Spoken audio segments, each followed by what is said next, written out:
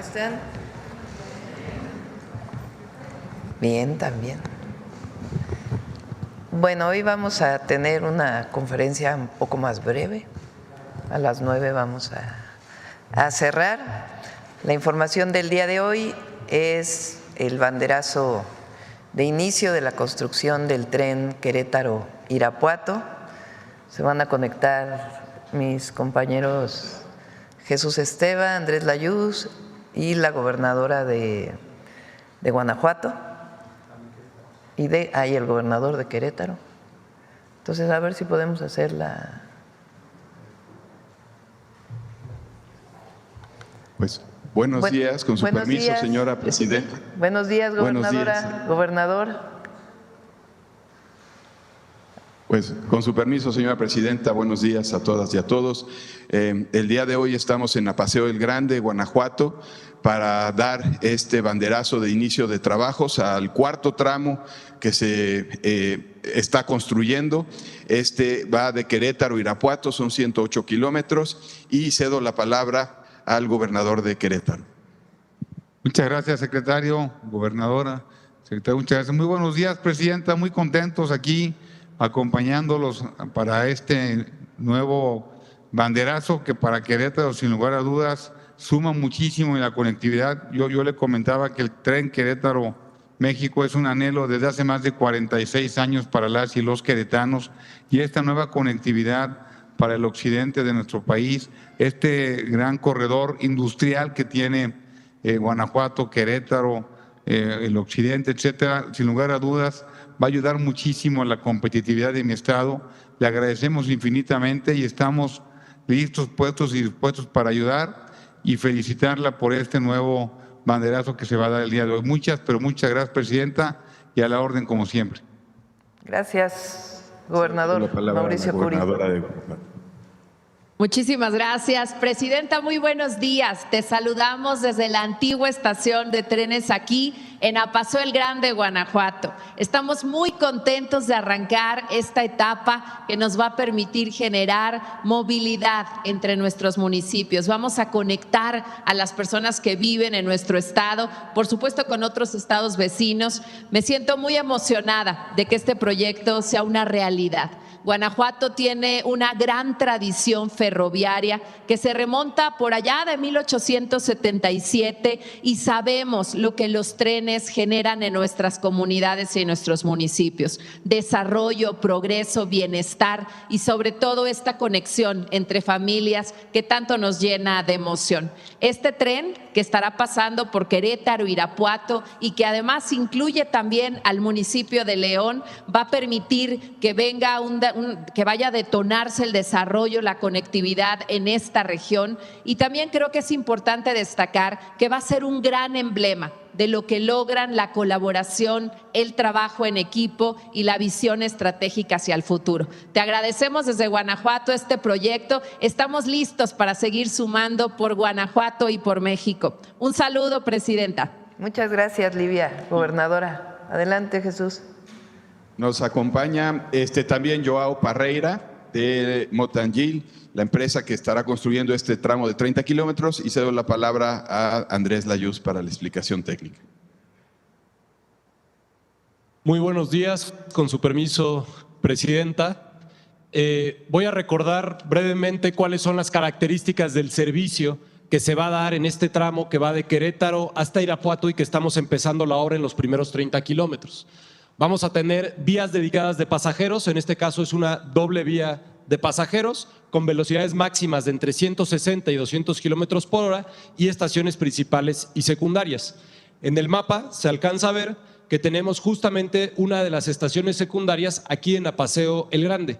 El sitio donde estamos en este momento es a unos metros de donde se construirá la estación en Apaseo del Grande. Estamos en un espacio donde físicamente tenemos el derecho de vía para construir la doble vía de pasajeros. Este primer tramo es de 30.3 kilómetros, como lo decía, con dos vías. Va a tener en términos constructivos dos viaductos con soluciones específicas para, sobre todo, interactuar con la industria y con el servicio de carga ferroviaria. 9 pasos superiores vehiculares. Esto es lo que permite que las calles que hoy existen puedan cruzar la vía, porque la vía va completamente segregada, lo cual le da características de seguridad, operación y velocidad de un servicio de pasajeros que puede llegar hasta 200 kilómetros por hora. Aquí en este tramo tendremos la construcción, ya lo decía, del paradero de Paseo del Grande. Nuestro cálculo es que son más o menos 2 millones de personas beneficiadas en total, con una demanda estimada entre estas estaciones específicamente de Paseo del Grande, con el recorrido hasta la Ciudad de México, de al menos al día 30,000 personas. Se van a generar 1,518 empleos directos y 8,255 empleos indirectos. Como le decía, tenemos en este tramo 2 viaductos ferroviarios. Van a estar en la zona industrial de Obrajuelo y en Apaseo El Alto. Estos viaductos se construyen para quedar por arriba de la vía de carga existente, un poco como está trazado. Aquí tenemos el tipo de viaducto que tendremos. En algunos casos son con columnas, en algunos casos es con una zona que es como pérgolas. Y esto permite que no se afecte ni la operación del servicio de carga existente, ni la autopista 45D, que es la autopista que conecta Querétaro con Celaya e Irapuato incluso. También está considerado que tendremos 15 estructuras, de las cuales la mayoría son, ya lo decía, son puentes ferroviarios y también obras de drenaje. Tendremos una vía doble con las características de circulación de velocidad alta para pasajeros, y también están consideradas todas las condiciones hidrológicas de la zona. Parte de los estudios que se han estado haciendo a lo largo del tiempo tiene que ver con los estudios hidrológicos para saber cuál es la afectación que pudiera haber en caso de que hubiera lluvias extremas. Como saben, la vía es dedicada, y esto quiere decir que, y tenemos en el dibujo aquí, las vías de carga. Tenemos en este caso, en estos tramos de una vía de carga, pero también tramos largos con 2 vías de carga, precisamente porque es una zona industrial muy activa la que hay en Guanajuato saliendo de Querétaro. Adyacente a esas 2 vías de carga vamos a tener las 2 vías de pasajero, que tendrán su propio terraplén. Esto implica que para construir este terraplén será un movimiento de tierras de alrededor de 2 millones de metros cúbicos en estos primeros 30.3 kilómetros. Y vale la pena recordar que este recorrido que estamos marcando ahorita con el inicio de obra de 30 kilómetros que conecta a Querétaro con Apaseo el Grande es el inicio de un recorrido hasta Irapuato. Quiere decir que también tendremos más adelante, en el siguiente tramo que está en proceso de licitación, una estación en Celaya, una estación en Cortázar, una estación en Salamanca y la estación de Irapuato, que también es el inicio del recorrido hacia el occidente del país, hacia Guadalajara. Muchas gracias.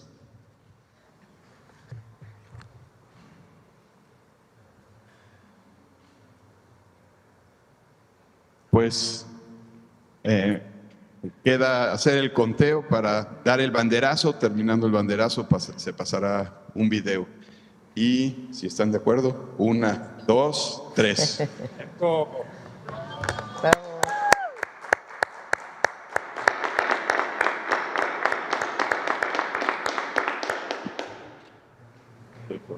Muchas gracias. Hasta luego. Buen día. No sé si ya escucharon que vamos a construir un tren México-Querétaro. Ya se licitó Querétaro-Irapuato e hicimos los estudios y tomamos la decisión de que el tren llegue también a León, Guanajuato. El Gobierno de México, a través de la Secretaría de Infraestructura, Comunicaciones y Transportes y de la Agencia Reguladora de Transporte Ferroviario, da inicio a la construcción del tren Querétaro-Irapuato. Con una ruta moderna y sustentable, el tren conectará el centro y el norte del país, esto con el objetivo de recuperar y modernizar los trenes para pasajeros. El tren Querétaro-Irapuato tendrá 4 estaciones y 2 terminales: Querétaro, Apaseo el Grande, Celaya, Villagrán Cortázar, Salamanca e Irapuato.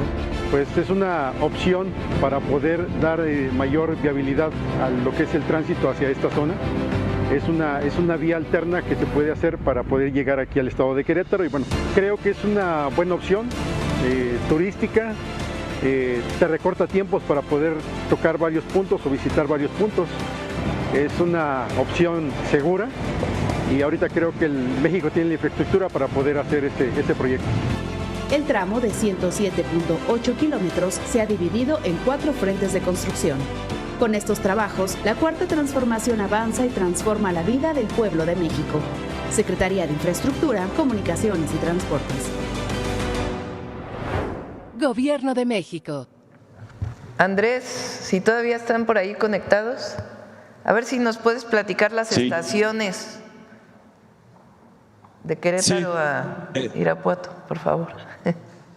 Sí, por supuesto. Entonces, tenemos la de a Paseo el Grande, que es lo que comentaba, es una de las estaciones secundarias. Estamos aquí a unos metros. No sé si en la imagen se vio, pero aquí atrás tenemos la maquinaria que ya está trabajando, haciendo perforaciones para las calas que se hacen de los estudios de geotecnia. Y a un lado, literalmente en donde estamos, está ya designado el predio donde tendremos una estación. Y esa estación también tendrá algunas medidas de integración urbana. Se ven incluso que hay unas canchas de fútbol. Después tenemos en el centro de Celaya. Celaya es una ciudad que históricamente ha estado cruzada por el tren. El tren, digamos, sí ha tenido, ya lo decía la gobernadora, un papel histórico muy importante en Celaya. Durante la Revolución fue un centro ferroviario importantísimo. Hace una semana empezó a operar el libramiento ferroviario de carga de Celaya. Esto quiere decir que el tren de carga que originalmente pasaba por el centro de Celaya ya no está pasando por el centro del Celaya. Por esa razón, el tren de pasajeros sí podrá pasar por el centro de Celaya y tendrá su estación donde estaba la antigua terminal de Celaya. Después, la siguiente estación es la de Cortázar Villagrán, queda literalmente entre las dos localidades, realmente muy cerca y les permite un acceso sencillo a las poblaciones.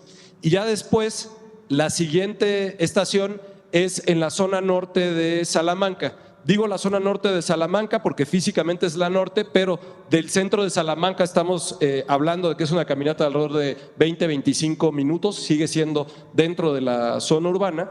Y la última estación de este tramo es en Irapuato, también en donde está la antigua estación de Irapuato. Este último tramo no vamos sobre el derecho de vía ferroviario, sino que vamos sobre el derecho de vía carretero de la 45D, pero al llegar a Irapuato volvemos a entrar al derecho de vía ferroviario para ya poder entrar a la ciudad. Esta es una estación, las estaciones de Celaya y la estación de Irapuato son estaciones más grandes que la estación que estamos pensando para Cortázar, a Paseo y Salamanca, porque son lugares que tienen más demanda. Muy bien. Gracias, Andrés. Gracias a todos. Buen día, gobernadores. Gracias, Gobernadora, gobernador. Bueno, esta es la presentación del día de hoy. Hay que recordar que es con la Cuarta Transformación que se recuperan, renacen, reviven los trenes de pasajeros. No hay que olvidar que México durante decenas de años construyó vías para trenes de pasajeros y en unos cuantos años el neoliberalismo acabó con ellos. Zedillo, hablando de Zedillo, fue quien privatizó los trenes de pasajeros, los trenes de carga y de pasajeros. La idea es que iban a renacer los trenes de pasajeros.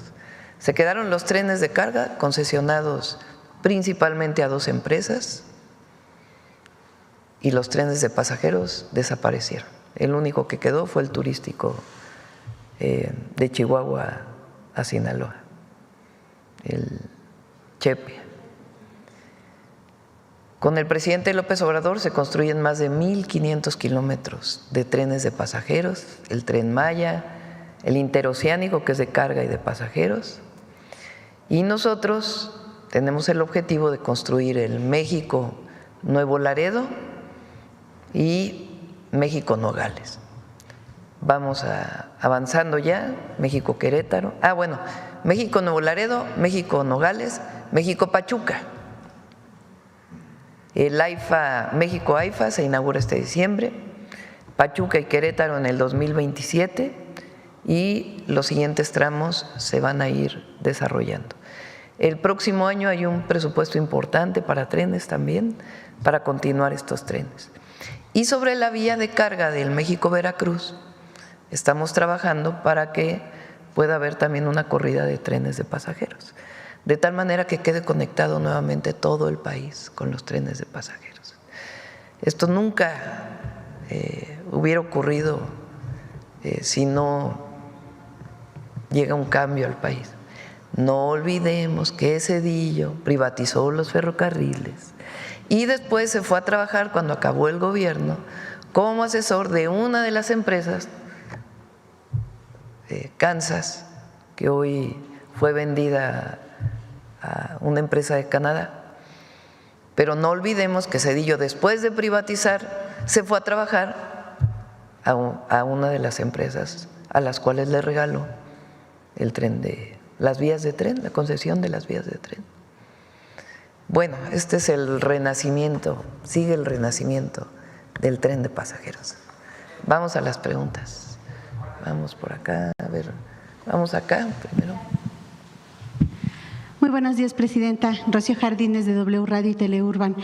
Preguntarle en primera situación su opinión acerca de este amparo que se ha difundido, que interpusieron a favor de Andrés Manuel López Beltrán y también Gonzalo López Beltrán, los hijos del expresidente Andrés Manuel López Obrador, se dice por este caso de huachicoleo fiscal.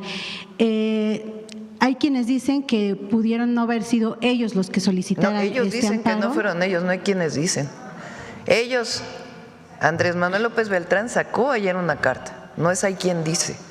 Sí, ya desmintieron que ellos presentaron los amparos. ¿Cuál es su opinión? ¿Por qué se habría presentado esta figura a su favor junto con otras 14 personas?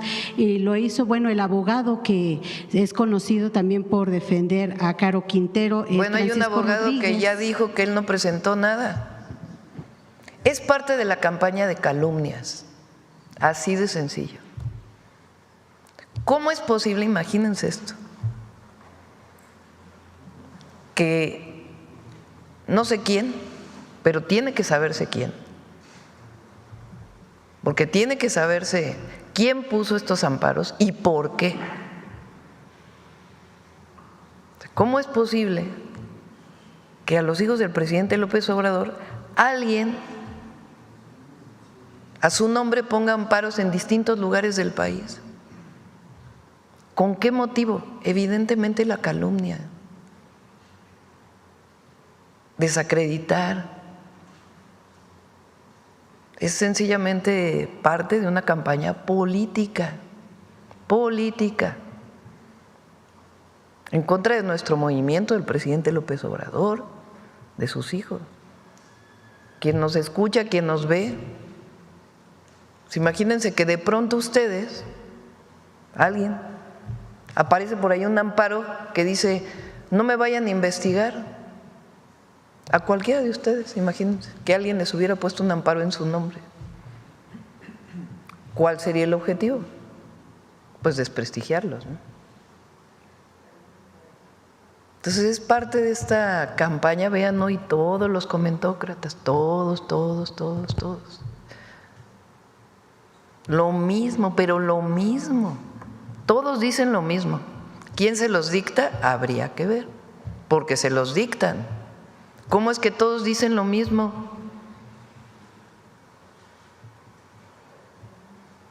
Entonces, evidentemente, primero ya salió Andrés Manuel López Beltrán a decir es falso, absolutamente falso, que se hayan puesto estos amparos por parte de él o de su hermano, o de sus hermanos. Y segundo, hay un abogado que ya dijo, usaron mi nombre, usurparon mi nombre para poner el amparo. Entonces, ¿qué sentido tendría poner los amparos? Desacreditar, calumniar. ¿Sería necesario, presidente, que ellos presenten algún tipo de queja o busquen que se haga esta investigación que usted dice? No, pues ya contestaron. O sea, lo que es importante es para todos nosotros, todo el pueblo de México. ¿Cómo es posible que alguien, quién sabe quién, ampare a otra persona a su nombre, usando sus nombres. Y después se filtra a los medios y a las redes, casualmente, de inmediato. No, se pone el amparo y al minuto ya está en las redes. Y al minuto ya está en Reforma, ya está en el Universal. ¿No les parece extraño? Por eso mi pregunta es si debería ser investigado esto a través de alguna queja, denuncia por parte de ellos. No, sí se tiene que saber quién puso esos amparos, porque tiene un sentido de desprestigiar y de calumniar a unas personas, y tiene un sentido de dañar al presidente López Obrador y a lo que representa nuestro movimiento. Evidente. Bueno, son demasiado burdos, burdísimos. Entonces, afortunadamente, pues muy rápido ellos contestaron, o Andrés Manuel López Beltrán contestó. Inmediato, sí. Presidenta, también saber si usted pudiera darnos información de la que le hayan transmitido también sobre esta expulsión de Hernán Bermúdez de Paraguay. Ya está por llegar o ya llegó a nuestro país, a Chiapas, si no me equivoco. Bueno, se dice que fue el propio secretario de Seguridad Pública, Omar García Harfuch, quien fue por él a Paraguay y por eso no estuvo en las celebraciones junto a usted en estos días patrios. No, es falso. Es falso. ¿Qué información le dieron acerca de esta expulsión de Hernán Bermúdez? Fue parte de esta solicitud que hizo el gobierno, desde luego. Sí, ya no hizo falta el juicio de extradición, porque esta persona entró de manera ilegal a Paraguay y cometió una serie de delitos en Paraguay. Entonces las autoridades paraguayas decidieron expulsarlo. Entonces hay un avión de la Fiscalía General de la República que en este momento está en Colombia y en algún momento pues ya partirá para México para que lleve su juicio aquí. Gracias, presidente. Y el día de ayer, por último, ya se hizo esta lectura en el Senado de la República, confirmando que llega el proyecto de la presidencia en materia de juicio de amparo. Inmediatamente se anunció que el presidente de la Comisión de Justicia llamó a hacer un parlamento abierto para poder tener las voces de todos los expertos, además de legisladores. Su opinión al respecto, porque la oposición, bueno, pues ya dice que es un riesgo, que no va a haber como tal un parlamento abierto como ha sido en otros temas, sino que podría hacerse, incluso dijo Manuel Añor, el senador priista, que podría ser un traje a la medida para el gobierno federal. Muchas gracias, presidenta. A ver si por ahí puedes poner la reforma al Poder Judicial, la Constitución. La reforma constitucional al Poder Judicial que fue publicada el 15 de septiembre de 2024, hace 1 año y 2 días. La reforma al Poder Judicial no solamente establece que los jueces, las y los magistrados y las y los ministros deben ser elegidos por voto popular, sino que también establece una serie de acciones para hacer más expedita la justicia, que no haya estos juicios de 25 años para poder resolver un problema o una denuncia. Viene desde la Constitución. Entonces, para poder cumplir lo que dice la Constitución, se tienen que modificar una serie de leyes. Mañana van a venir el ministro Saldívar y Ernestina Godoy a explicarlo. Se tienen que modificar una serie de leyes. Entre otras leyes está el juicio de amparo, porque se establece ahí, por ejemplo, que son 6 meses para un juicio mercantil. Pero vamos más abajo.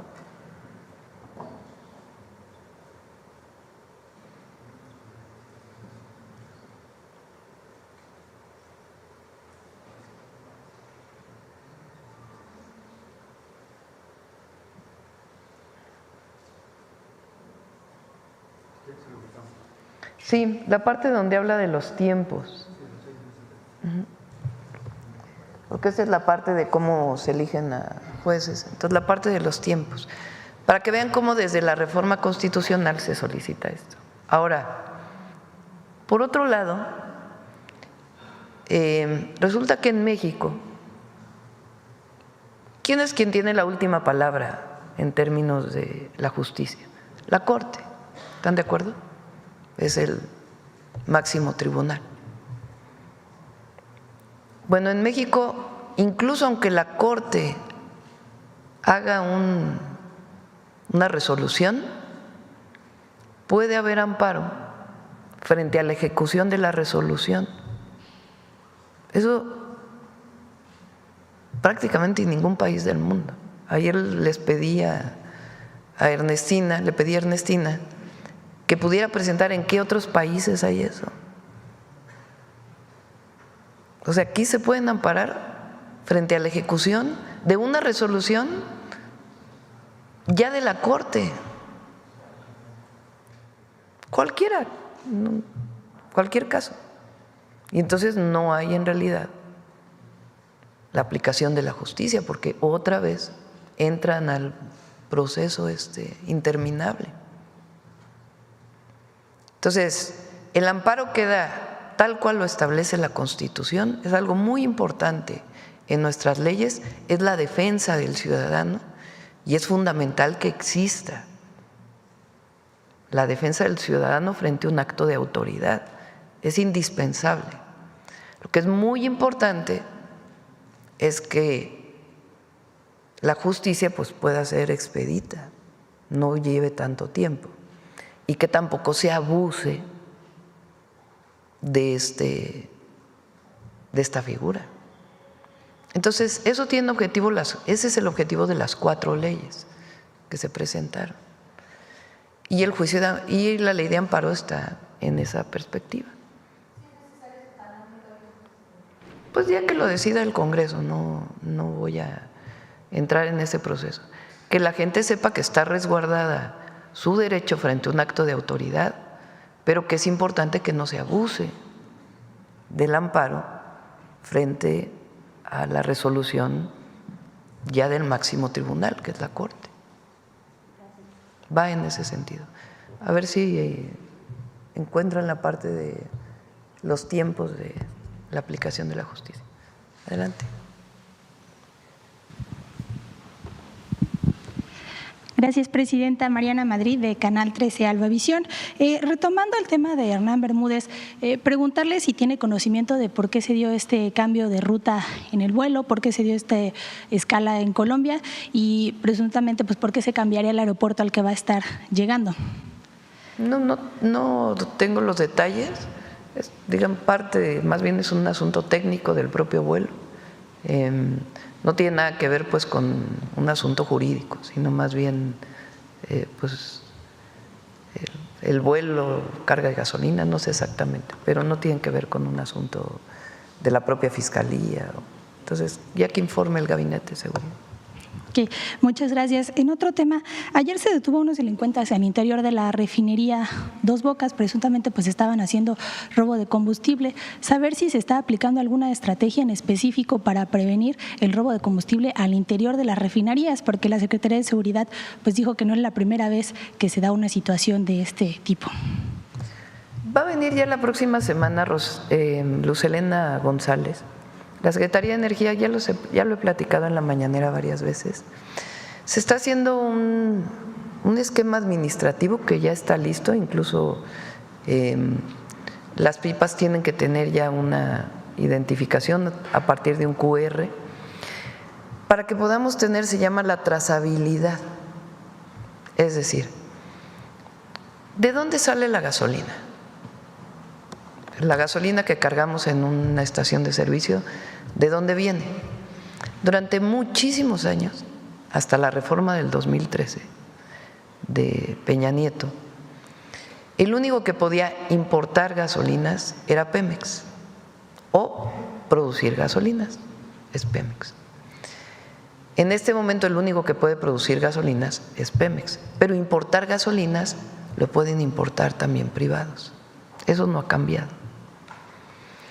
Entonces, ¿cómo llega la gasolina a una estación, a una gasolinera? Pues viene por pipa. Entonces viene por pipa, la pipa viene… Cuando era solo Pemex, pues venían solo pipas de Pemex. Ahora que ya los privados pueden distribuir gasolina, pues vienen también por pipas privadas. Eso en el 2013 y eso no cambió con las reformas que hicimos. Hasta ahora no había un mecanismo, que eso sí viene del cambio a la ley, que nos pudiera informar esa pipa que llega a descargar a una gasolinera, ¿de dónde viene ese combustible? ¿Cuál es la trazabilidad? ¿Cuándo se importó? ¿Quién lo importó? ¿Dónde se almacena? De ahí del almacén, ¿cómo llega a la gasolinera? O en el caso de Pemex, que tiene más controles, porque es una sola empresa, la refinería de dónde sale o el lugar en donde se importa a partir de Pemex y dónde se almacena y de ahí cómo llega a la gasolinera. En este momento ya la norma ya establece que tiene que haber trazabilidad. Tenemos que saber exactamente cuándo se importó, cómo se importó, quién lo importó. Si encontramos una pipa en la carretera, la puede parar un guardia nacional o algún servidor público de alguna de las instituciones como ASEA, por ejemplo, o la propia Secretaría de Energía, de dónde vienes y tiene que tener su trazabilidad. Ah, pues aquí viene de este almacén, que este almacén a su vez se surtió de este… Eso no existía en la ley hasta ahora que pudimos cambiar la Constitución y las leyes, que permite pues generar esta regulación de la trazabilidad del combustible. En el caso de Pemex, además, se están poniendo más controles también a la salida de las refinerías. Entonces, eso junto con los puertos y las aduanas, pues nos está dando mucho más control de cómo llega el combustible a las gasolineras. ¿Y tendrán una cifra de pues cuánto representan las pérdidas por este delito? Sí lo tiene Secretaría de Energía y lo puede presentar cuando venga Luz Helena. Muchas gracias. Pasando a otro tema, Presidenta, ayer la fiscal de Estados Unidos afirmó que México entregó a Caro Quintero por órdenes de Donald Trump. No sé qué información tenga o cómo toma el gobierno de México pues esta declaración. ¿Se descarta que haya presiones por parte de Estados Unidos a México para entregar a narcotraficantes? Ya se habló mucho de eso, ¿no? Ya se explicó que fue una decisión de seguridad nacional el envío de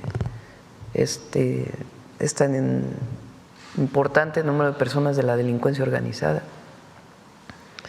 Fue una decisión de seguridad nacional y también había una petición del gobierno de los Estados Unidos, de la Fiscalía de los Estados Unidos, y se tomó la decisión de enviarlos por el Consejo Nacional de Seguridad a partir de la Ley de Seguridad Nacional.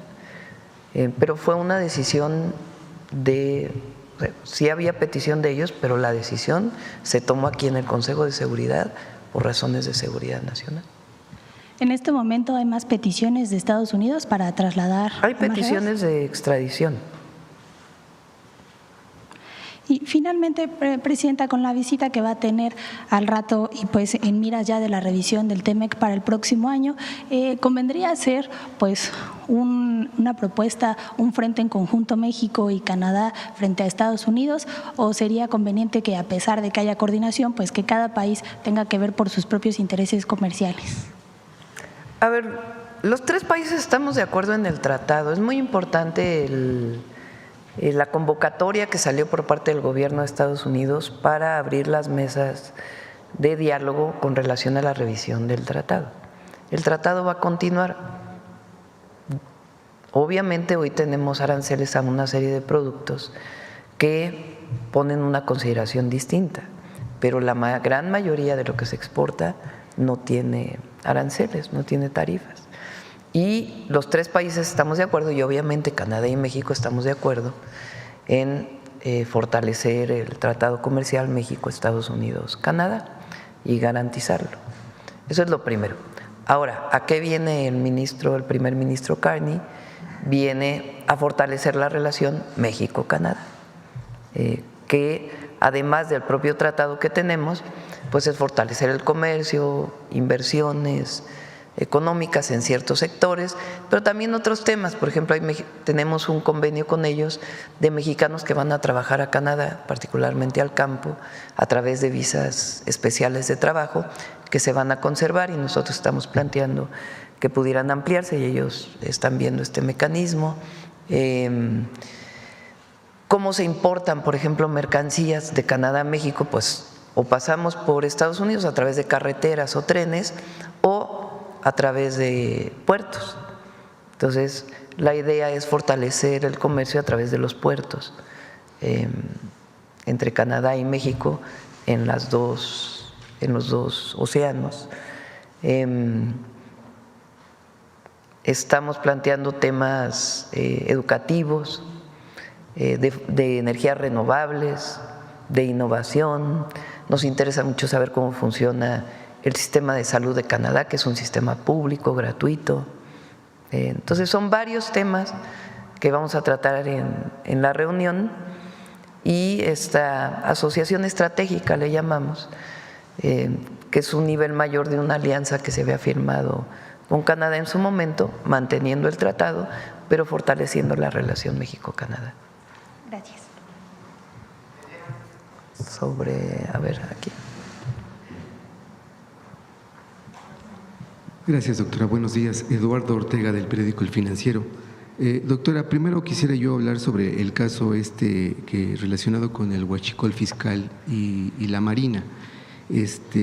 Primero me gustaría preguntarle que usted sepa si los hijos del expresidente Andrés Manuel López Obrador están mencionados en el expediente de este caso en la Fiscalía General de la República. No. ¿Es así? No. No están mencionados. No.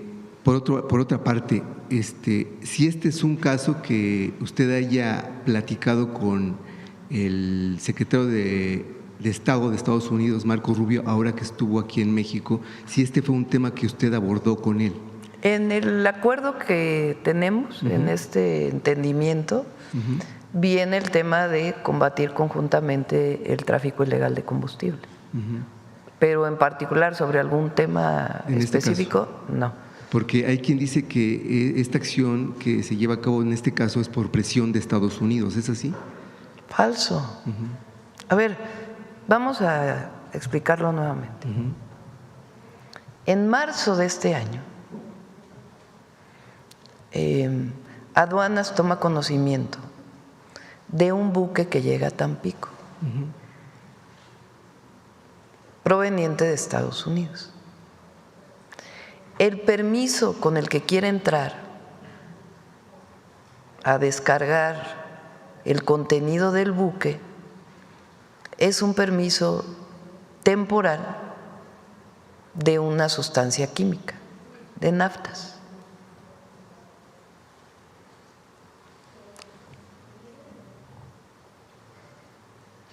Se dan cuenta que probablemente ahí viene combustible, que no viene naftas. Detienen al buque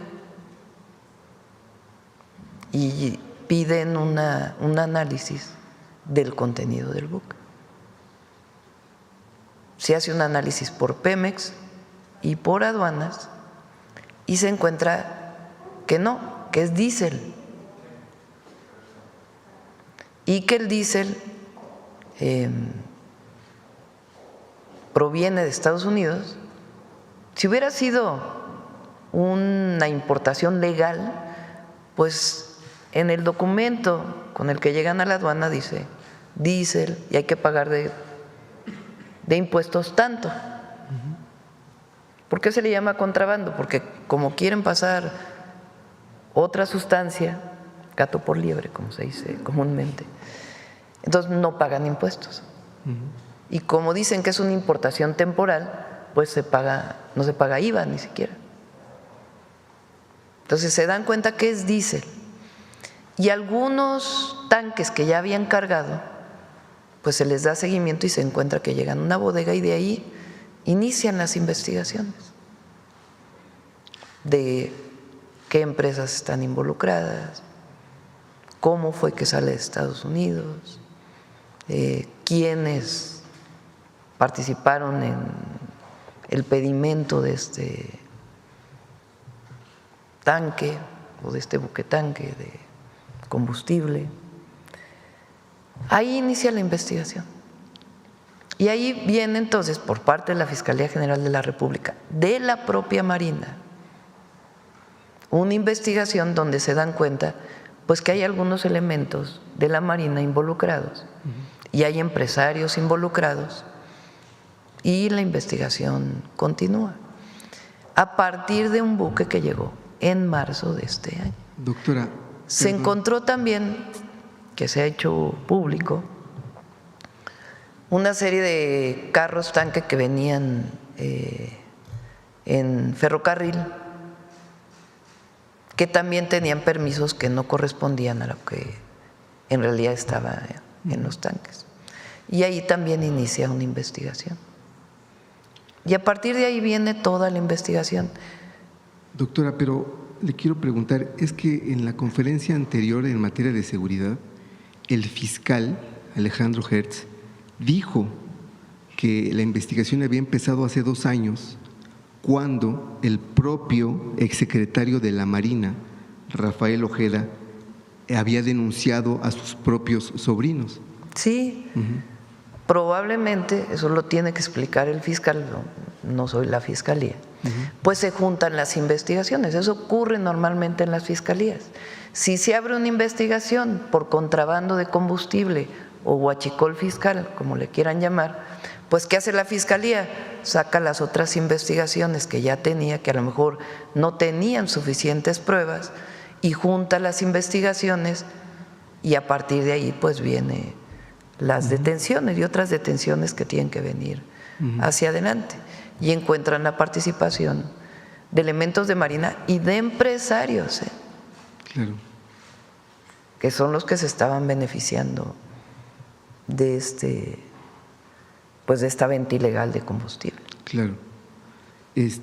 Doctora, me gustaría preguntarle respecto a este amparo que alguien presentó a favor de Andrés Manuel López Beltrán.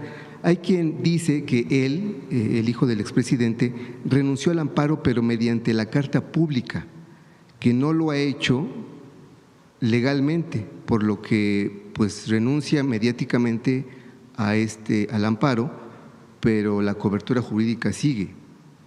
O sea, ¿Pero qué quieres decir con eso?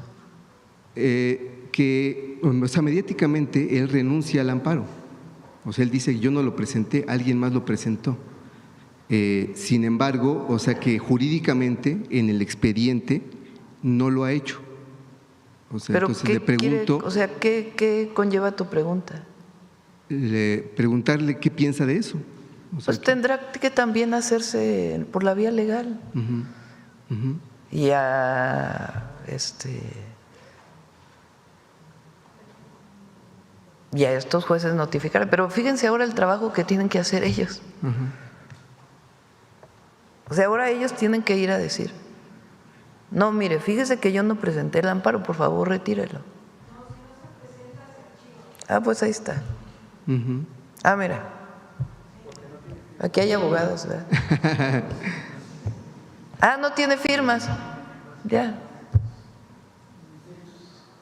Porque bueno, al final lo que entiendo… A ver, vamos a ponerlo otra vez, porque no tenía yo conocimiento de esta parte.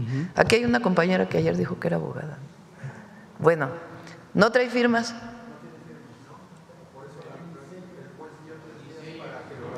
Ah, 3 días para que se ratifique.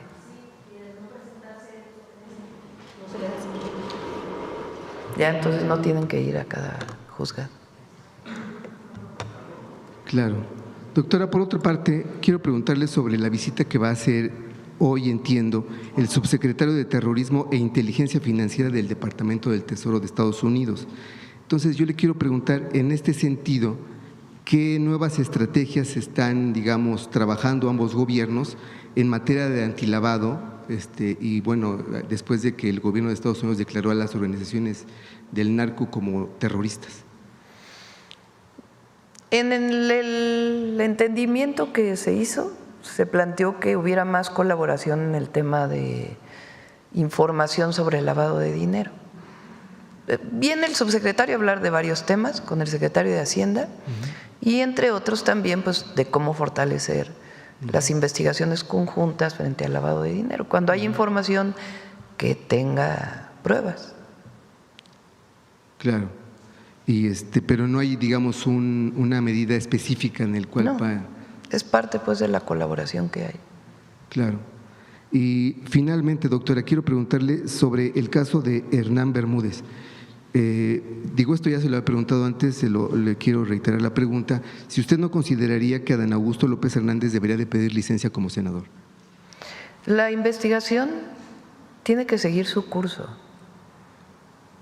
Ya dijo el senador que si en algún momento requieren de su declaración, que él con gusto la va a dar. Entonces, es muy importante, se va a presentar. ¿Se va a presentar? No. ¿Cómo se va a presentar? ¿Cómo fue que este personaje, que fue secretario de Seguridad de Tabasco, digamos, se fue descomponiendo? ¿Y en qué momento se dan cuenta que primero no está cumpliendo con sus funciones y que pudiera estar vinculado con algún grupo delictivo? ¿Cómo se pide su destitución por parte del presidente López Obrador a Tabasco? Todavía no entrábamos nosotros. En el momento que hay indicios de que esta persona tiene algún vínculo y a partir de ahí él decide salir y huir. Y después pues ya viene la investigación por parte de la Fiscalía del Estado de Tabasco y la Fiscalía General de la República. Pero es muy importante que se sepa todo este proceso, porque es muy fácil para la oposición la hipocresía en acción. Ahora, ¿no?, que nunca explicaron nada de García Luna, el coordinador del PAN en el Senado, que nunca explicó por qué se fue 6 años de México y que ahora regresó con fuero y que es el principal crítico ahora, ¿no?, porque es el uso político. Entonces, se va a dar toda la información de cómo fue que esta persona empezó a involucrarse y en el momento que hubo información se pidió su destitución e investigación. Ya para entonces el senador pues ya era secretario de Gobernación. Imagínense, participaba en el gabinete y se solicita la destitución por parte del secretario de Gobernación y del presidente entonces. Claro. A Merino, que estaba de gobernador, Merino lo destituye, este señor se va y inician las investigaciones. Pero esta cosa de que ahora el senador Adán Augusto tiene que renunciar hoy y tiene que a ver qué dicen las investigaciones, ¿verdad? Porque lo que no es ahora la prensa, algunos medios de la prensa, son los juzgadores. Loret de Mola ahora es el principal juzgador, cuando todavía no explica todos sus montajes o las mentiras que dice todos los días. Entonces, hay que esperar las investigaciones, como le dicen, y ya el senador ya dijo, si necesitan de mi declaración, claro, doctora, la voy a presentar. Entonces, todo esto es importante que se conozca. Nosotros no vamos a esconder a nadie, ni tampoco vamos a defender a nadie si resulta que hay pruebas que es culpable. Pero lo que no nos parece es este juicio que hacen los grandes medios de comunicación o la oposición, que ahora se erige como cuando sí, o sobre este tema. A ver cuándo ellos hicieron alguna detención. O sea, porque aquí se está actuando cuando se encuentra y hay pruebas. Por eso el secretario de Marina dijo, fuimos nosotros mismos quienes presentamos la denuncia y las investigaciones que se hagan. Ahora, no les funciona a los medios ni a la oposición, por más que quieran, no les funciona, ni les va a funcionar, porque nosotros siempre va a haber verdad y se va a pedir siempre que se aplique la justicia. No somos iguales. Gracias, doctora. Aquí.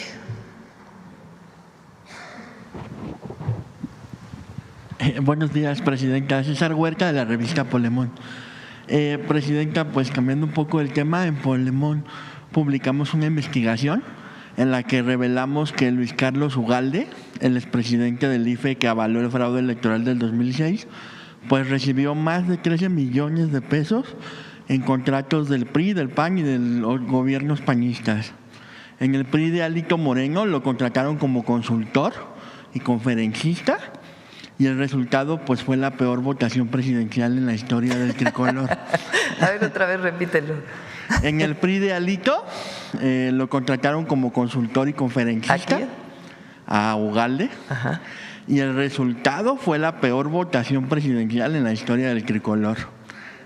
En el PAN le pagaron más de 150,000 pesos por 2 charlas y casi 200,000 pesos en un organismo autónomo de Guanajuato para hablar de nearshoring, un tema pues del que obviamente no tiene nada de experiencia. En Chihuahua, el gobierno de Maru Campos le entregó más de 9 millones de pesos por una supuesta consultoría de riesgos políticos. Y pues pese a esta relación estrecha con el PRIAN, pues hoy la oposición quiere imponer a Luis Carlos Ugalde como un experto neutral en la discusión sobre la reforma electoral. ¿Qué piensa sobre esto, presidente? Pues a lo mejor podría dar una plática sobre fraudes electorales, ¿no? Sería bueno que explicara su participación y por qué el INE se negó. Que conteste esta pregunta. ¿Por qué el INE se negó a abrir todas las casillas? Cuando la gente en las calles pedía voto por voto, casilla por casilla. Entonces, él fue uno de los articuladores del fraude del 2006. Para todos los jóvenes que nos escuchan, que a lo mejor tenían 6 años en el 2006, 4 años. En el 2006, candidatos a la presidencia de la República, los principales, digamos, Andrés Manuel López Obrador, entonces no existía Morena, era por una alianza donde estaba el hoy Movimiento Ciudadano, se llamaba Convergencia, el PT y el PRD, el PAN, Calderón y PRI, Madrazo, o uno de los principales accionistas de latinos, ¿no? Conocido por haber participado en una carrera atlética, corredor que tuvo que subirse o que desapareció la mitad de la carrera y de pronto llegó a la meta. Bueno, esos eran los principales candidatos. Se viene una campaña contra Andrés Manuel López Obrador, pagada en los medios de comunicación por muchos empresarios. Andrés Manuel López Obrador, un peligro para México, con mentiras, como muchas de las de ahora, muchas mentiras. aun cuando se pedía que no se pagaran estos mensajes, entonces no era ilegal, digamos, que empresarios pagaran mensajes en contra de algún candidato en los medios. Después se hizo ilegal y por eso hoy solamente son tiempos oficiales en los que puede anunciarse un candidato o candidata de algún partido.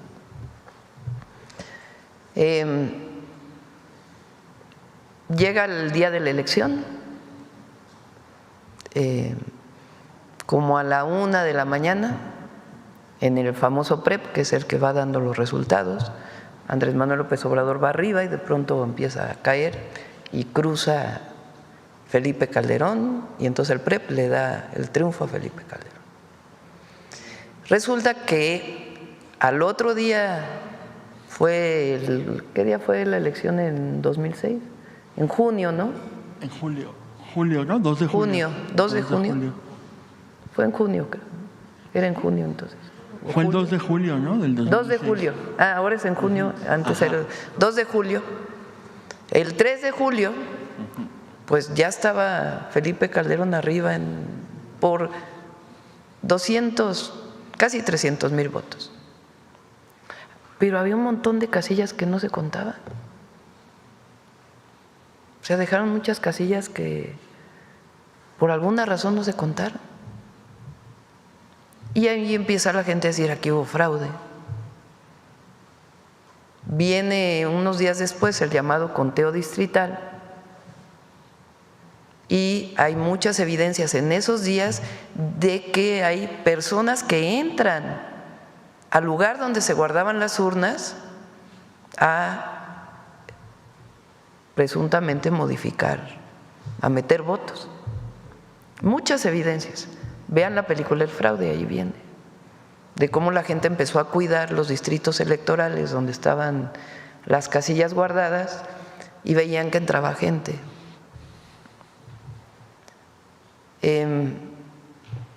Después viene la calificación del Tribunal Electoral, así es nuestra ley.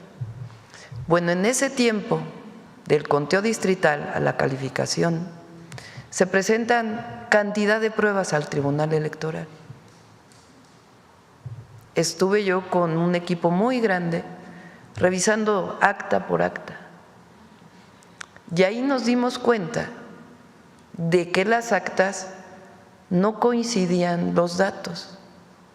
Entonces, por ejemplo, si había 300 boletas y uno contaba los votos por cada alianza, que entonces se votaba no por partido, sino por coalición.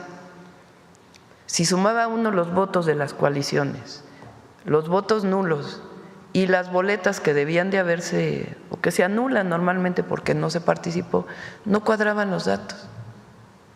Y siempre había votos de más y votos de menos. Se pide, la gente empieza a movilizarse por todo el país y de la gente surge la consigna voto por voto, casilla por casilla.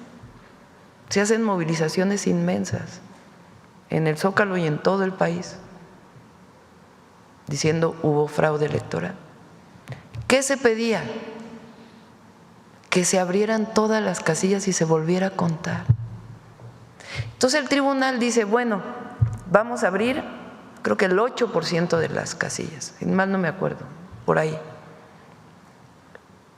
Se abren las casillas, hagan de cuenta que la diferencia, no me acuerdo exactamente de los números, eran 280,000 votos entre Calderón y López Obrador. Se abre ese 8% de las casillas y se reduce la diferencia. O sea, había más votos para López Obrador que no habían sido contados. Y la gente dice, pues que se abran todas. ¿Por qué si se abre el 8% y se reduce, no se abren todas? Y el tribunal se niega a abrir todas las casillas. Y se consuma el fraude electoral el 1 de diciembre, con la entrada de Calderón. Por eso decimos Calderón es un presidente espurio, porque no ganó con el voto popular. El triunfo entonces era de López Obrador, como lo fue el triunfo en 1988 del ingeniero Cárdenas. el neoliberalismo en México, entre otras cosas, se impuso con fraudes electorales.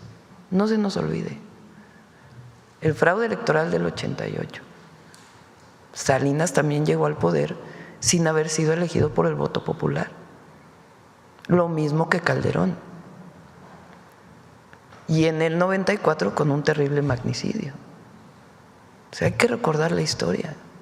Y en el 2012 con una compra de votos masiva totalmente demostrada. ¿Quién era el presidente del Instituto Nacional Electoral en el 2006? Ugalde. Entonces, ahora resulta que él da conferencias de moral electoral. No, pues no. Por eso digo que lo inviten a platicar sobre cómo se hace un fraude electoral. Entonces, a lo mejor ahí sí puede opinar. Y un poco ligado pues con el tema de presidenta, pues Covarrubias y Asociados publicó una encuesta que le otorga un 72% de aprobación, digo, a diferencia de los otros que hacían los fraudes, y señala que el 75% de los mexicanos tiene muy buena impresión de usted. Según este estudio, la ciudadanía reconoce los resultados de su gobierno y afirma que su calidad de vida ha mejorado. Estos datos, pues además, coinciden con otras encuestas y se dan en un contexto de intensas campañas de desprestigio contra usted y contra su gobierno y contra la Cuarta Transformación. ¿Considera usted, presidenta, que el pueblo de México ya no se deja engañar por la guerra sucia de la derecha? Sí, ya es muy difícil que le hagan caso a una cierta televisora que habla todo el día en contra de nosotros y algunos otros medios. Y antes era muy común que un editorial tuviera una influencia así tremenda sobre, cuando no había redes sociales, la televisión ni siquiera se abría opiniones diversas. Ahora ya es más plural. Algunas televisiones van comentaristas que opinan distinto. Antes pues ni siquiera eso, ¿no? Ni siquiera había programas de opinión, creo. Nomás era la noticia del día, totalmente controlada, ¿no? Las épocas ahí sí de la censura total, ¿no? Entonces la gente ya se informa de muchas maneras y lo ve reflejado en su vida cotidiana. 13.5 millones de personas salieron de la pobreza. Se redujo la desigualdad. Eso no hay manera que nada lo quite. Como digo, el presidente López Obrador se quedó en el corazón del pueblo de México y ahí va a permanecer. Eso por más que los medios digan lo que quieran decir. Y en nuestro caso, pues gobernamos con los mismos principios. En este momento, pues, la presidenta es quien gobierna con su equipo el país, pero tenemos los principios que nos llevaron al movimiento de transformación a ganar en el 2018 y nunca vamos a traicionar eso. Imagínense, traicionarse a uno mismo sería no poder vivir. La gente que se traiciona a sí misma en sus principios, sus ideas, su forma de vida, pues es la que muere con arrepentimientos, ¿no? Y por último, presidenta, casi al final del... O vive con arrepentimientos, que es peor. Y ya la última, casi al final de su gobierno, el expresidente López Obrador reveló aquí en la mañanera que 13 grandes empresas, entre ellas una refresquera, un equipo de fútbol, tiendas departamentales y una empresa de transportación aérea, adeudaban más de 129 mil millones de pesos al SAT, pero que estos casos estaban entrampados en el Poder Judicial por la falta de audiencias o por resoluciones que favorecían a los deudores. ¿Qué acciones está tomando su gobierno, presidenta, para destrabar estos expedientes y garantizar que esas empresas paguen lo que deben, especialmente ahora que hay un nuevo poder judicial y un nuevo momento político pues para exigir esa justicia fiscal? Aquí es la justicia. El SAT hace su trabajo muy bien, por cierto, y la persona moral o física pues tiene derecho a decir el SAT no tiene razón, y hay todas las instancias jurídicas. El problema es cuando hay la protección al privilegio. Eso es lo que no pues cambió, y más ahora con el nuevo Poder Judicial. Entonces se trata del Estado de Derecho, el verdadero Estado de Derecho, y que quien tiene que pagar impuestos lo pague, y quien viola la ley pues que también se le apliquen las sanciones correspondientes. ¿Nos podría dar como una actualización de estas empresas? Siguen las mismas.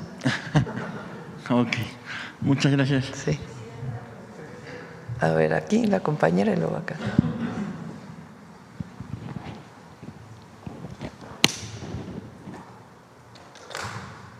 Gracias, presidenta. Nancy Rodríguez, de Oro Sólido y de Empuje Migrante. Presidenta, pues ahora con este regreso de cientos ya de hermanos migrantes de allá de Estados Unidos a México, nos comentan que si habría alguna posibilidad de más apoyo en el paso de las aduanas. En las aduanas les cobran les dejan pasar $300 aproximadamente en días normales, y en vacaciones $500. Entonces, fíjese que ahorita pues están viniendo incluso hasta con trailers, se traen Creo muchas que ya cambió cosas. eso. A ver si nos puede dar la información. Sí. Sí, Pepe Merino. Cambió el monto, incluso también porque era de una regulación de hace mucho, que solo podían tener creo que un equipo electrónico. También la cambiamos, pueden traer 3 o 4, no sé cuántos. Entonces, porque si alguien trae una tableta y un teléfono celular, pues. Exacto. Y una computadora, que hay Exacto. quien viene así por su trabajo, pues no tiene por qué sancionárseles, ¿no? Pues es de su uso personal. O cobrarles. Entonces cambió la regulación, a ver si nos pueden dar el dato. Sí, porque ellos ¿Y no encontraron lo de la Constitución? Bueno, ahorita que termine la compañera lo ponemos. Ok, y sí, porque decían que incluso un aumento temporal de $1,500 que pudieran pasar sin pagar impuestos, porque obviamente pues sus propiedades pues sí se quieren traer lo más posible.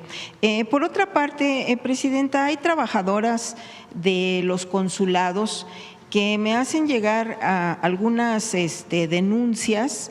Estas trabajadoras son las de limpieza. Entonces me dicen que, bueno, la verdad les da miedo que pueda pasar con ellas porque están sobre contratos. Entonces aquí me mandan una denuncia, dice: yo trabajo de limpieza en la residencia de los cónsules. Tengo 34 años trabajando, últimamente se me ha discriminado mucho, yo entiendo que quieren que me salga por mi propia voluntad. Entonces, platicando con ella, pues obviamente me doy cuenta que es la misma situación en todos los consulados de estos contratos. Entonces, me dice que ella ahorita pues están denunciando 2 personas, que le gustaría saber si pudieran hacer algún trato especial con estas contrataciones, porque pues tienen miedo de que pues las corran en cualquier momento por todos estos el dato cambios. de la compañera, y aparte pido a Cancillería que revisen este tema. Ok.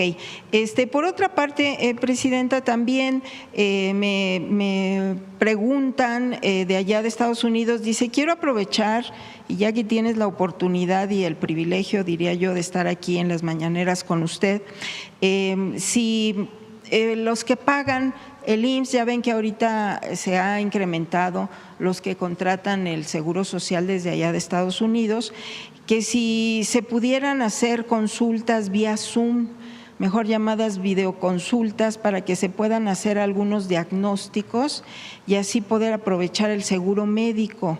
Me dicen algunos, no sé qué posibilidades podría ser. Sí, le decimos a Zoe que ahora el martes que viene Salud, que pueda hablar sobre este tema.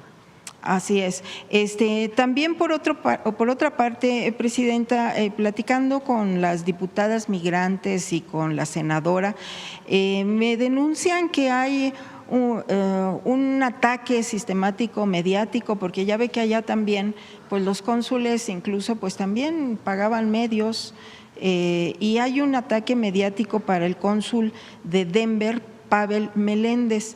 A mí me preocupa mucho porque este cónsul, incluso el presidente Andrés Manuel López Obrador lo conoce en lo personal y le dio pues mucho gusto que estuviera él porque pues es gente del movimiento. Entonces, fíjese que este cónsul de Denver, Pavel Meléndez, incluso ya lo denunciaron ante la Fiscalía, un abogado que supuestamente es Javier Martínez Calzada, y bueno, pues es un ataque mediático a estos nuevos cónsules que están llegando a Estados Unidos. No sé si usted tenga información acerca de esto. No conocía de esto, pero le pedimos también a Cancillería que lo revise y que hable con los cónsules a ver qué está pasando. Exacto. Y también, Presidenta, pues nos sorprende muchísimo, ya hay estos cambios, son poquitos todavía porque son 50 consulados, pero por ejemplo el coordinador que le llaman de comunidades en Nueva York, y le menciono este consulado porque ya ve que hubo mucha problemática en el sexenio anterior. Y bueno, pues viene con esta filosofía de la 4T y sí quiero yo destacarlo porque es lo que se necesita ya en los consulados. Y él publicó este comunicado, él es Félix Santana Ángeles. Dice, en enero de 2025 fue invitado a integrarme al Consulado General de México en Nueva York. El 17 de marzo, en medio de una política marcada por la xenofobia, el racismo y la criminalización contra los migrantes, me incorporé como cónsul de comunidades, iniciando el mayor desafío a mi carrera profesional. Y la verdad es de que están muy sorprendidos los hermanos migrantes allá en Nueva York porque dicen que está muy comprometido, con puertas abiertas, me han mandado videos y esto es precisamente lo que se necesita en todos los consulados allá. También otra novedad que me dicen que allá en el consulado de San José quedó como cónsul de comunidad una hermana migrante de pueblos originarios. Entonces, hay que reconocerle esto y bueno, preguntarle si va a seguir así el cambio con este perfil de consulados y de cónsules. La principal función de los consulados en Estados Unidos es apoyar a nuestros hermanos migrantes. Esa es su principal función. Para cualquier trámite que quieran hacer o en caso de alguna injusticia que se cometa contra ellos por parte de autoridades de los Estados Unidos. Entonces tienen esa encomienda a todos y a quienes nombramos recientemente pues llevan en particular la encomienda. Hablé yo con ellos personalmente, tienen que hacer un día a la semana de audiencia pública, tienen que bajar a las ventanillas, tienen que hablar con la gente, tiene que cambiar pues la visión esta de que son parte de la diplomacia y están solamente en eventos sociales, a convertirse realmente en defensores de los mexicanos allá. Sí, y faltan algunos cambios. ¿Ya tiene usted programados algunos otros cambios en los? Sí, hay algunos que todavía están por terminar algunos ahora en noviembre. Okay. Entonces ahí ya nombraríamos a nuevos también. Ok, muchas gracias, Presidenta. A ver, muy rápido lo de la Constitución. ¿En qué parte está? A ver, márcale ahí con el cursor.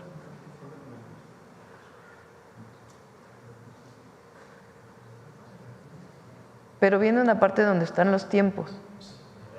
Ahí está. Toda persona tiene derecho a que se administre justicia por tribunales que estarán expeditos para impartirla en los plazos y términos que fijen las leyes, emitiendo sus resoluciones de manera pronta, completa e imparcial. Su servicio será gratuito, quedando en consecuencia prohibidas los costos judiciales, ¿no? Las costas judiciales. Las leyes preverán las cuantías y supuestos en materia tributaria en los cuales tanto los tribunales administrativos como las juezas y los jueces de distrito y tribunales de circuito del Poder Judicial de la Federación o en su caso la Suprema Corte de Justicia de la Nación deberán resolver en un máximo de 6 meses contados a partir del conocimiento del asunto por parte de la autoridad competente. En caso de cumplirse con el plazo señalado y que no se haya dictado sentencia, el órgano jurisdiccional que conozca del asunto deberá dar aviso inmediato al Tribunal de Disciplina Judicial y justificar las razones de dicha demora o en su caso dar vista al órgano interno de control tratándose de tribunales administrativos. Para que esto se cumpla, lo de los 6 meses, pues tienen que cambiarse muchas leyes, porque son procedimientos que estaban en otras leyes. Entonces, por eso se están cambiando 4 leyes, para que esto que ya lo dice la Constitución se cumpla. Bueno, acá y ya cerramos. Buenos días, presidenta. Mañana. Eduardo Esquivel Ancona, Domo de Cristal. Mi primera pregunta es, ahora que tendrá la visita del primer ministro de Canadá, ¿sería posible plantearle el problema que hay con la empresa Equinox Gold canadiense, con los ejidatarios del Carrizalillo en Guerrero? Este conflicto ya lleva bastante tiempo y están sufriendo muchos problemas los habitantes de esa zona de Guerrero. Y pues, ¿qué posibilidades habría? Porque el conflicto se ha extendido y no se ve solución, y podría ser posible que ayudara el primer ministro de Canadá a solucionar este problema. No tenemos planteado temas en particular, se puede, si está el expediente, pues presentárselo. Lo que sí en particular con la minería canadiense, sí, inclusive se lo planteé cuando estuvimos en Canadá, que es muy importante que las mineras canadienses cumplan con todas las disposiciones ambientales, las que están operando ya en nuestro territorio. No solamente durante el proceso de extracción, sino con los cierres y la remediación que tienen que hacer. Entonces sí planteamos este tema en su momento y ahora podemos plantearlo nuevamente también, el que las empresas, así como cumplen en Canadá, pues que también cumplan en México. En una segunda pregunta, en el paquete económico para el 26 viene un aumento a las retenciones del ICR, al pago de interés, a los intereses de los ahorradores. Pero no es aumento. Es importante, no sé si salió el comunicado de Hacienda o todavía no. A ver, pásamelo, a ver cómo, para que lo lea tal cual, lo ponlo ahí. Porque además el PRI ha estado diciendo, el PRIAN, de que nos queremos robar los ahorros de los cuentavientes y no. Es que es simbólico. No, pero no hay aumento, ningún aumento de ningún tipo. La única diferencia que se planteó ahora es que normalmente cuando viene la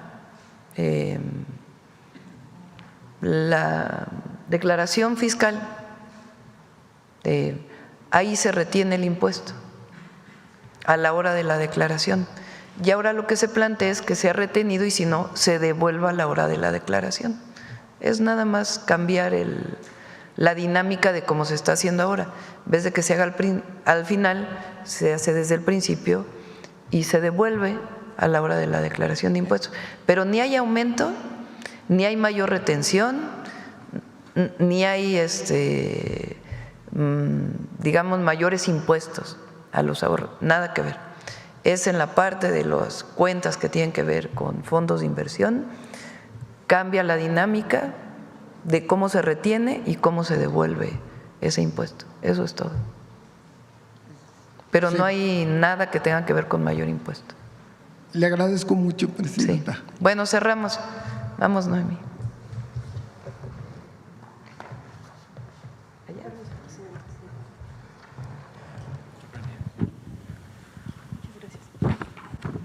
Buenos días a todas y a todos.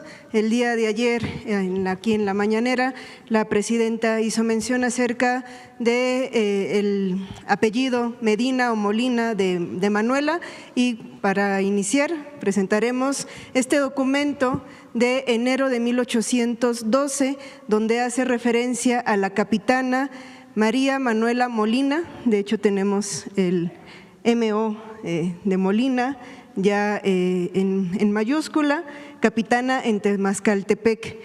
Manuela Molina fue nombrada capitana por la Suprema Junta de Zitácuaro. Esto va a ser muy importante porque va a tener un mando de tropa en 1812. Este documento forma parte de los documentos que los realistas toman de esta batalla.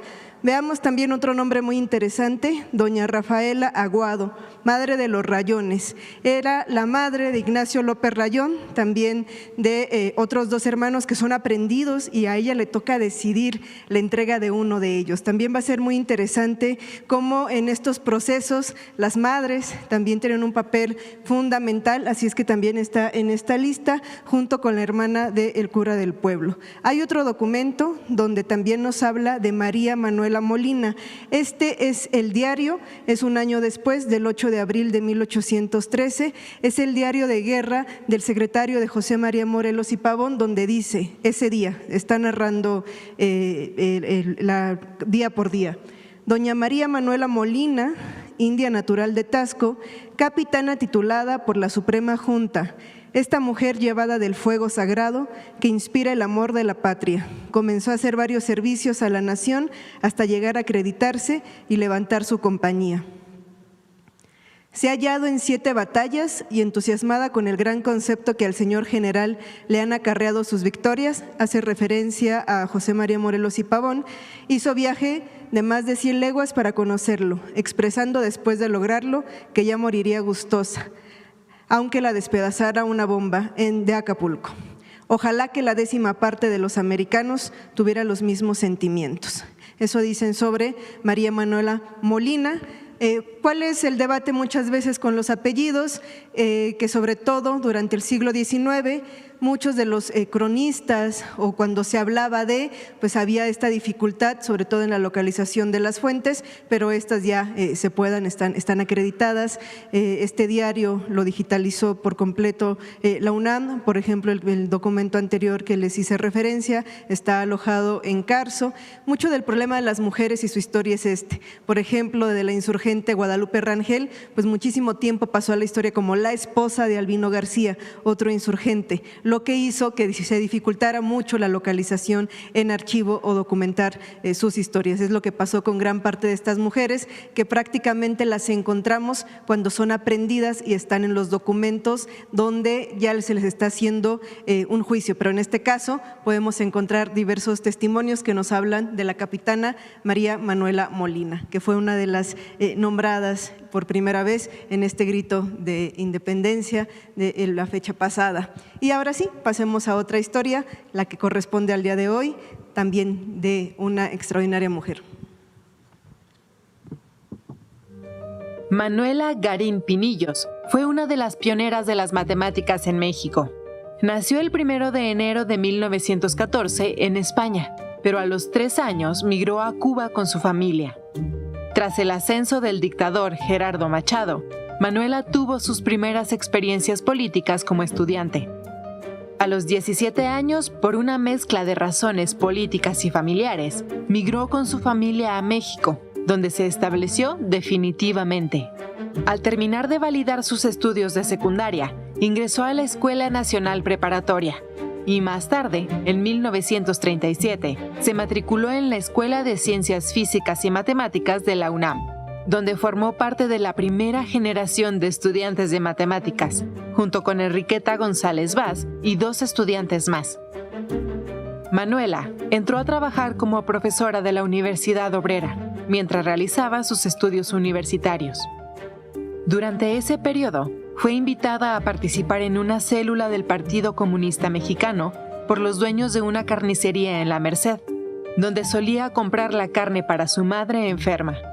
Más tarde, se integró a la célula de estudiantes de ingeniería, donde conoció a su futuro esposo, Raúl Álvarez, con quien compartió muchos episodios de vida familiar y actividad política. Manuela tuvo 2 hijos y, pese a las expectativas sobre las mujeres casadas de la época, nunca renunció a su profesión. Fue investigadora del Instituto de Geofísica de la UNAM. Participó activamente en la Sociedad Matemática Mexicana. Fundó la Escuela de Matemáticas en la Universidad de Yucatán y la Escuela de Altos Estudios de la Universidad de Sonora. Manuela trabajó en temas de vanguardia mundial dentro de las matemáticas aplicadas, en una época en la que no había las computadoras que hay ahora, desarrollando, entre otras cosas, importantes modelos matemáticos para entender y predecir el comportamiento del campo magnético de la Tierra, una investigación científica todavía abierta. Manuela también estuvo profundamente comprometida con la promoción y enseñanza de las matemáticas. En los años 70, trabajó con maestros de primaria, colaboró en planes de estudio y escribió libros de texto, convencida de que las matemáticas son también un camino a la libertad. Si a la población se les enseñara las matemáticas como se debería enseñar, esa población podría hacer razonamientos lógicos y no se dejaría engañar. A lo largo de su vida, Manuela participó activamente en movimientos sociales y de solidaridad con los pueblos de América Latina que lucharon por su libertad. Brasil, Argentina, Chile, Cuba, Venezuela y Guatemala. Sin embargo, el movimiento de 1968 en México le tocó personalmente. Su hijo Raúl Álvarez Garín, líder estudiantil del Instituto Politécnico Nacional, fue detenido en Tlatelolco el 2 de octubre y encarcelado en Lecumberri. Manuela fue parte de las madres que lucharon por la libertad de los presos políticos. Hizo gestiones, denuncias y visitas a la cárcel, muchas veces con la periodista Elena Poniatowska, a quien al principio sugirió usar como seudónimo el nombre de su hermana Esther Garín para poder entrar a entrevistar a los presos. En 1971, Manuela fungió como intermediaria entre el gobierno y el Comité de Estudiantes para su Liberación y breve exilio en Chile. En 1989, Manuela Garín fue nombrada profesora emérita por la Facultad de Ingeniería de la UNAM y a mediados de los años 90 se despidió definitivamente de la docencia. Manuela Garín Pinillos falleció a los 105 años, el 30 de abril del 2019, tras una vida de enseñanza, lucha, autonomía y matemáticas. Creo que hay poco que decir después de esta cápsula. Sin duda, una vida dedicada a la ciencia y la matemática, y solamente recuperamos algo que también dijo en una entrevista a Claudia Gómez en agosto de 2006. Si toda nuestra gente tuviera una preparación matemática fundamental, que se supiera cómo se razona en matemáticas para hacer una teoría, que utilizas una lógica, como lo mencionó, entonces todos cogeríamos nuestro libre camino. Muchas gracias. Gracias, Noemí. Mañana, que no se me olvide, Belmont, el tema del grito de independencia, porque otra vez sale diciendo que Hidalgo gritó a favor de Fernando VII, y no es cierto. A ver, pon rápido lo de Pedro García, antes de irnos. Te lo mandé hoy en la mañana, ¿lo tienes? Pedro García, que es quien escribe cómo fue el grito de independencia, nada más por no dejar el debate. Los que estuvieron ahí como bueno, Pedro ella García, es Patricia Galeana, dice... te mandé el documento primero, a ver si lo tienes ahí.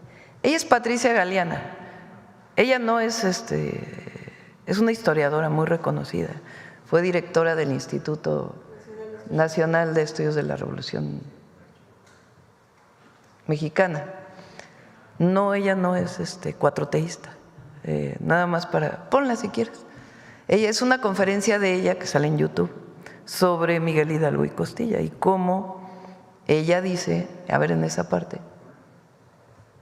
Los que estuvieron ahí como Pedro García dice que palabras más, palabras menos, lo que dijo Hidalgo en aquella madrugada del 16 de septiembre fue: compatriotas, no existen ya para nosotros ni el rey ni los tributos. Esta gabela vergonzosa que solo conviene a los esclavos, la hemos llevado hace 3 siglos como signo de la tiranía y de la servidumbre. Ha sonado la hora de nuestra libertad, defenderla de los tiranos, marchar a la cabeza de los hombres que se precien de ser libres. Sin patria ni libertad no podemos alcanzar la felicidad. Ese fue el verdadero grito, la arenga que dio. Ponlo nada más.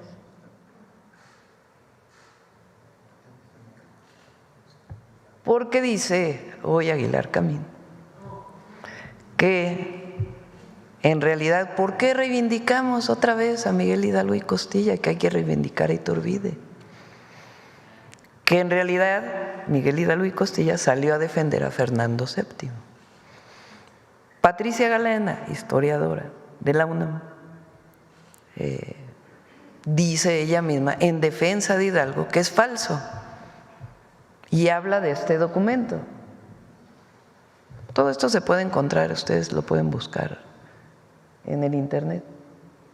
No existe ya para nosotros ni el rey ni los tributos. Eso es lo que Miguel Hidalgo y Costilla dice el día de la campana de Dolores. Esta gabela vergonzosa que solo conviene a los esclavos, la hemos sobrellevado hace 13 siglos como signo de la tiranía y servidumbre. Terrible mancha que sabremos lavar con nuestros esfuerzos. Llegó el momento de nuestra emancipación, ha sonado la hora de nuestra libertad, y si conocéis su gran valor, me ayudaréis a defenderla de la garra ambiciosa de los tiranos. Pocas horas me faltan para que me veáis marchar a la cabeza de los hombres que se precian de ser libres. Os invito a cumplir con este deber, de suerte que sin patria ni libertad estaremos siempre a mucha distancia de la verdadera felicidad. ¿Dónde habló de Fernando VII? Hay un debate ahí que en realidad Ignacio Allende sí